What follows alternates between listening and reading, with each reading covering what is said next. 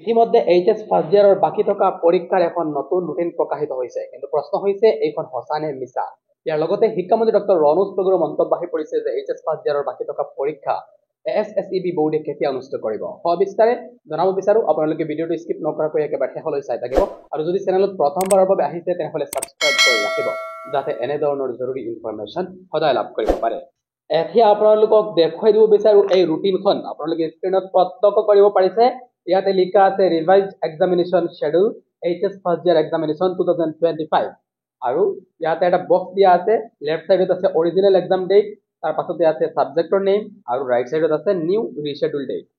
তো original exam date আছিল 21 March যিদিনা আছিল ম্যাথমেটিক্সৰ পৰীক্ষা ইয়াৰ নতুন যেটো পৰীক্ষা তাৰিখ এইটো দিয়া আছে এপ্ৰিল 2 অৰ্থাৎ 2 এপ্ৰিল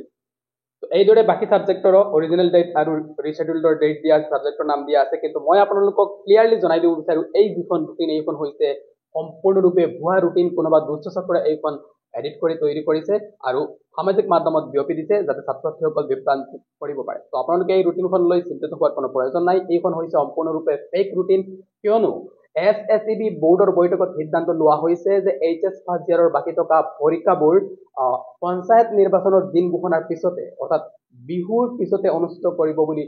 সিদ্ধান্ত গ্ৰহণ কৰা হৈছে আৰু এই সন্দৰ্ভত শিক্ষামন্ত্ৰী ডক্টৰ ৰণোজ পেগুৱে কালি এটা মন্তব্য কৰিছে তেওঁ ইয়াতে উল্লেখ কৰিছে যে পৰীক্ষা কেতিয়া এছএছইবি বোৰ্ডে অনুষ্ঠিত কৰিব মই আপোনালোকক শিক্ষামন্ত্ৰীৰ এই মন্তব্যটো এতিয়া শুনাই লৈছো আৰু ইতিমধ্যে বোৰ্ডৰ এটা স্বতন্ত্ৰীয়া অনুষ্ঠান আৰু বোৰ্ডৰ বৈঠক যোৱাকালি অনুষ্ঠিত হৈ গৈছে বোৰ্ডে সিদ্ধান্ত গ্ৰহণ কৰিছে পৰীক্ষা আকৌ অনুষ্ঠিত কৰিব